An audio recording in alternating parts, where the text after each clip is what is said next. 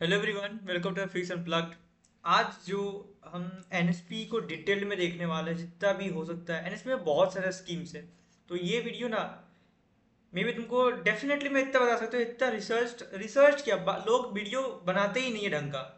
बस वेबसाइट में लेके आ जाएंगे तुम्हें और बकलोली कर देंगे। जेन्युइनली बताऊँ, रिसर्च का कोई बात नहीं है, सीधा जाके उठाना होता है जो डाटा इन्फॉर्मेशन होता है। लेकिन लोग वीडियो में व्यूज पाने के लिए वो भी नहीं करते हैं।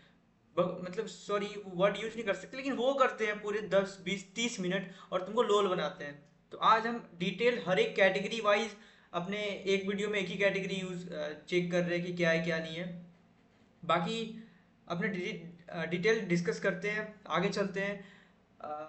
प्रॉब्लम ये है कि हर एक कैटेगरी हम लोग डिस्कस करने वाले हैं। एनएसपी में बहुत सारा कैटेगरी है, बहुत सारा कैटेगरी से मतलब स्कूल्स के लिए है, कॉलेजेस के लिए है, फिजिकली डिसेबल लोग के लिए, एसटीसी के अलग कोटा है, उनका एक अलग फॉर्मेट है। तो वो चीज़ देखना बहुत जरूरी है। पता नहीं तुम एक प्रोफेशनल डिग्री कर रहे हो और दूसरा स्कीम में भर दिए, जहाँ तुमको 2 लाख आना चाहिए, तहाँ तुम उस टाइम पे तुमको 15,000 आया है। तो ये सब चीज़ें जस्टिफाई नहीं करता ना तुम्हारा जिस भी तुम स्टेट में हो उस टाइम पे। चलो स्टार्ट करते हैं बिना किसी देरी के। मैंने बस इंट्रो दे दिया कि तुमको इससे बेटर वीडियो डेफिनेटली नहीं मिलने वाला है। तुम एंड तक बने रहना। पता नहीं मेरे को कितना टाइम लगने वाला है, तुम एंड तक बने रहना।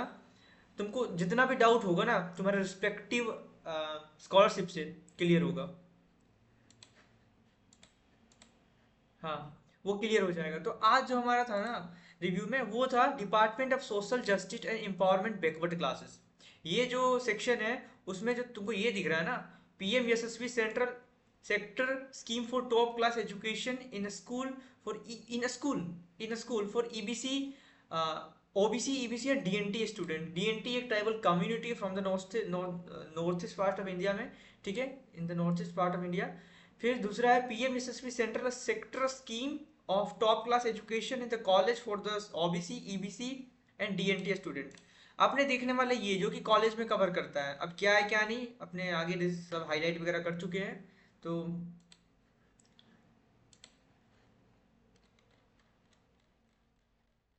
क्या सीन है क्या नहीं, अपने स्टार्ट करते हैं। फर्स्ट इंट्रो क्या है? Central sector scheme of top class education in the college for the OBC, EBC and DNT student. किन के लिए है? EBC economically backward class, EBC मतलब EWS kind of, OBC category and DNT student जो कि tribal community है north east part of the India. अस ठीक है, आगे चलते हैं। ऑब्जेक्टिव क्या है? The objective of this scheme is to recognise. मैं एक बात पहले क्लियर कर देता हूँ कि इस स्कीम में तुम्हारे कॉलेज में अगर 2 लाख लग रहा है ना, नॉन रिफंडेबल 2 लाख लग रहा है एक साल में, तो तुमको 2 लाख रिटर्न होगा, मतलब स्कॉलरशिप से। उसके रिगार्डिंग क्या क्या क्राइटेरिया है, क्या क्या एलिजिबिलिटी है, वो अपने देखने वाले हैं आगे। तो मैंने पहले क्लियर कर लिया कि नॉन रिफंडेबल अगर तुम्हारा 2 लाख है तो तुमको 2 लाख आएगा, और तुमको फर्स्ट ईयर में लैपटॉप का भी अमाउंट आएगा। तो चलो आगे, मैंने बता दिया है ताकि तुम्हें कोई ये ना लगे। Objective, the objective of the scheme is the recognise and promote quality education amongst the students of the OBC, EBC and DNT category by the providing full financial support. The scheme will cover OBC, EBC, DNT student for pursuing a studies beyond class 12th। ठीक है, scope and coverage क्या है ये? अगर किसी भी point में तुमको डाउट होगा तो पूछ लेना कि मेरे को ये एलिजिबिलिटी में दिक्कत है, मेरा ये प्रॉब्लम आ रहा है, अपने रिप्लाई रिप्लाई करेंगे। The scheme will operate in all the institution notified by the ministry of social justice and empowerment of the every financial year of 21-22 onwards. अभी तक चल रहा है, आगे भी चलते आ रहा है, ऐसा कुछ सीन नहीं है कि ये क्लोज करा गया है। The scholarship once awarded will continue till the completion of the course subject। और देखो एक एक बात अपने डिस्कस कर रहे हैं, आगे बहुत सारी चीज़ें हैं तो ध्यान से सुनना, नहीं तो डाउट होगा, फिर 10 विडम्बना रहेगा दिमाग में, फिर प्रॉब्लम होगा। The scholarship once awarded will continue till the completion of the course subject to satisfactory performance of the student। The students are required to apply for the scholarship every year, even in case of the renewal also। तुमको renewal कराना पड़ेगा every year, और एक बार अगर मिल गया है तो तुमको परफॉर्मेंस भी एक मिनिमम रिक्वायर्ड, पता नहीं उनका क्या है क्या नहीं, वो इन्होंने क्लियरिफाई नहीं किया कि क्या रिक्वायरमेंट है रिन्यूअल के लिए। लेकिन कॉलेज से एक बार वेरीफाई होने के बाद मेनली फिर स्कॉलरशिप आ जाता है, अगर कॉलेज वेरीफाई कर दे तो। अब कॉलेज का क्राइटेरिया सारे हर एक कॉलेज का डिफरेंट होगा, तो वो तुम अपने रिस्पेक्टिव कॉलेजेस में बात कर लेना। Eligibility, those OBC, EBC, DNT students having the total annual income from all sources up to 2.5 lakh and having secured admission in a full-time prescribed course in any of the notified institute according to the general section selection criteria and prescribed by the concerned institution will be eligible for a scholarship under the scheme to the extent of the number of scholarship slots allotted in the institution of for the full course. देखो ये है कि तुम्हारा family income less than जो एक है ये courses up to मतलब मोटा मोटी तुमको 2.5 लाख तक होना चाहिए, मतलब लेस देन 2.5 लाख जो भी इंस्टीट्यूट दिया हुआ है अपने बात करते हैं डिस्कस करते हैं, ठीक है. In case the number of eligible students admitted exceeds the number of slot allotted of the institution, the scholarship will be restricted to the students in the enters merit list based on the admission criteria. More than one students with equal marks, देखो mention ठीक है हाँ. In the case of eligible student admitted exceeds the number of the slot, ये आगे लिखा है अपने बात करते हैं वहाँ पे. More than one students with equal marks of the last available slot in the institution performance preference should be given to the students with the lower marks lower income. अगर दो जने का क्या हो गया मार्क्स इक्वल है तो prefer उसको किया जाएगा जिसका इनकम कम है होगा.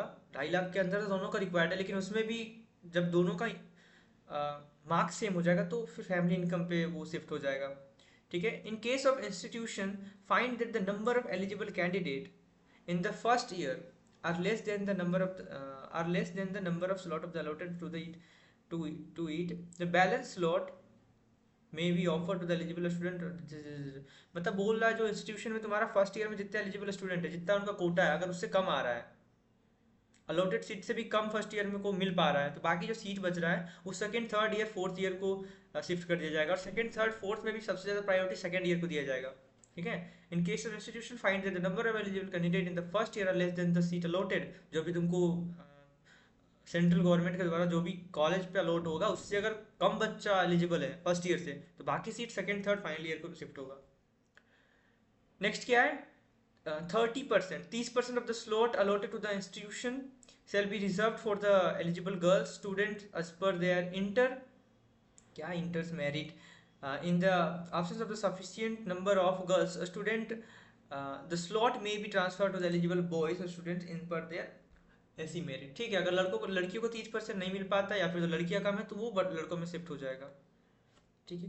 तो हर एक पॉइंट ध्यान से दे देना, बहुत शॉर्ट और अपने जल्दी वीडियो कवर कर रहे हैं क्योंकि लंबा खींच के फायदा नहीं है. 30-35 मिनट बिना मतलब का बकलोली करे जाए तो इससे बढ़िया है अपने सारे टॉपिक्स को एक बार कवर कर ले फिर चलते हैं आगे डिस्कस क्या क्रक्स है क्या नहीं वो बताते हैं. However, the 30% slot as mentioned above will be include those girls students who are selected.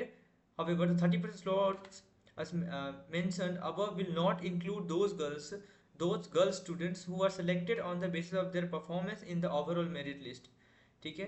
वो उनका 30% ये क्या स्लोटेड है उनका डिपेंड नहीं कर रहा है कि किसका मार्क्स क्या है, ठीक है. जो उनमें से टॉप 30% होगा उनको पहले मिल रहा है. The benefit of the scheme will not be provided to more than 2 siblings in the family income.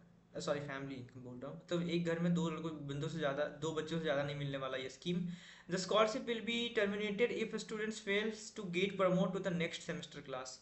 अगर तुम नेक्स्ट सेमेस्टर में नहीं जाते हो या फिर तो ईयर बैक लग रहा है तो सेमेस्टर ही तुम आगे नहीं बढ़ पा रहा तो फिर नहीं मिलेगा scholarship. Top class institution and number of scholarship slots, ये काफी इंपॉर्टेंट दिखते क्या है.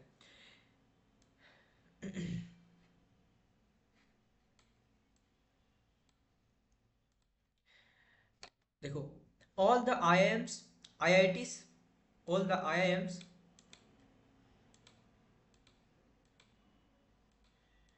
all the IITs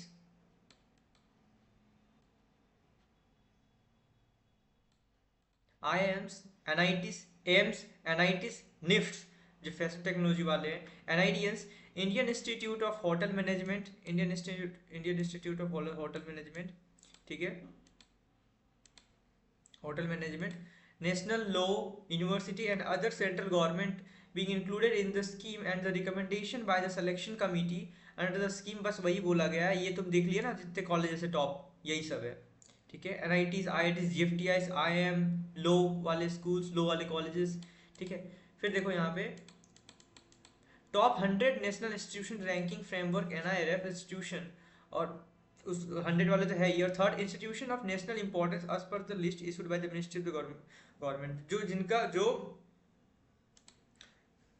आईएनए के अंदर भी आते हैं, इंस्टीट्यूट ऑफ नेशनल इंपॉर्टेंस, वो भी इंक्लूडेड है इस एनएसपी में। भाई क्या कवर करता है, तुम्हारा जितना फी है ना नॉन रिफंडेबल कॉलेज फी, वो फुल आता है। मतलब तेरा अगर 2.5 लाख 3 लाख लग रहा है नॉन रिफंडेबल, कुछ ट्रिपल आई में 3-3.5 लाख तक का भी एनएसपी से उनको स्कॉलरशिप आता है।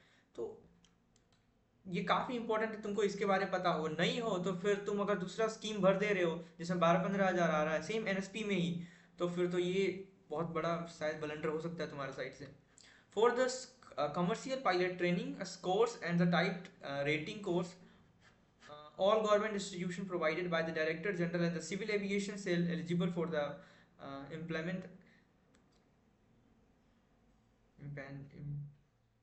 पता नहीं क्या है, बोल भी नहीं पाता हूँ। Another under the scheme, the OBC EBC DNT students who secure admission in the notified institution will be awarded a scholarship to meet the requirement। क्या क्या requirement मैंने ऑलरेडी बताया था ऊपर में, फिर भी will be awarded scholarship to meet the requirement for first is full tuition fee waiver, क्या क्या मिलता है, and non refundable charges there will be the ceiling of 2 lakh rupee per annum students for the private sector institution and 3.72 lakh per annum for the students for private sector flying clubs for commercial pilot training and type of rating courses। ठीक है, living expenses beneficiary 3,00,000 per month, latest computer laptop, ये सब देख लेना। बस वही बताया क्या क्या कवर कर रहा है, मेनली जितना मैंने बोला ना नॉन रिफंडेबल, नॉन रिफंडेबल वो सब कवर करने वाला है। ठीक है, the scholarship will become payable immediately after the students has secured admission and has started attending the classes। Mainly मैं बताऊं जब मार्च क्लोजिंग होने वाला होता है उससे पहले आ जाता है। अगर तूने 2024 में एडमिशन लिया है तो 25 का मार्च क्लोजिंग से पहले तुम्हारा जो भी स्कॉलरशिप है वो तुम्हारे अकाउंट में आ जाएगा। The payment of the tuition fee, other non refundable charges, academic allowance, living expenses, books, ये सब चीज़ कवर करता है वही, और क्या है ना। मतलब मेनली जितना नॉन रिफंडेबल होता है वो सब कुछ आ जा रहा है, मैंने बताया ना। आगे चलते हैं, कौन कौन एलिजिबल है वो भी बताया मैंने।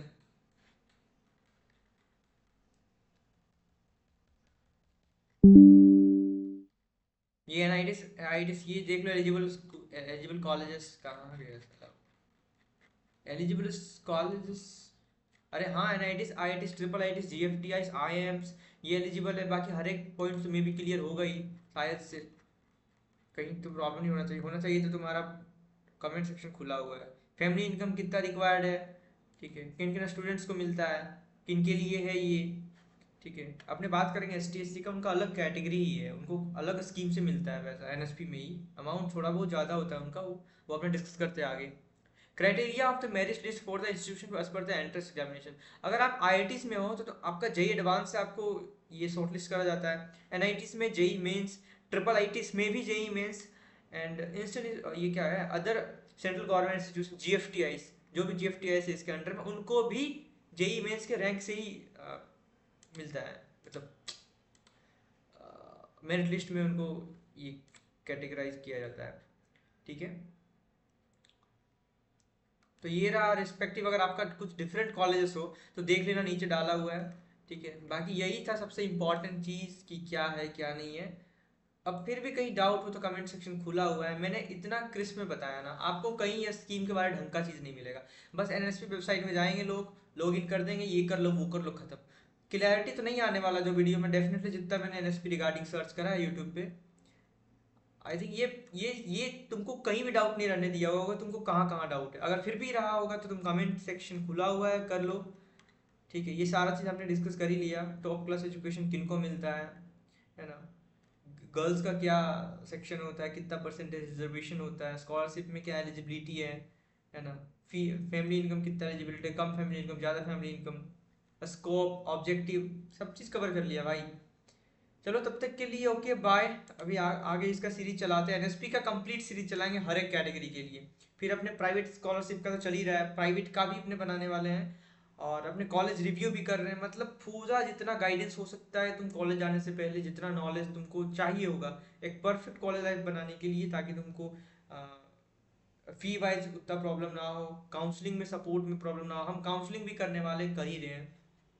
तो जेई मेंस के बाद अपने उधर भी एक्टिव है काउंसलिंग में, फिलहाल भी कॉलेज रिव्यू में एक्टिव है। तो चैनल के साथ बने रहना, अपने एंड तक जितना वैल्यू ऐड कर सकते हैं अपने ट्राई करेंगे काफ़ी एक्टिव रखें। चलो ओके बाय, धन्यवाद।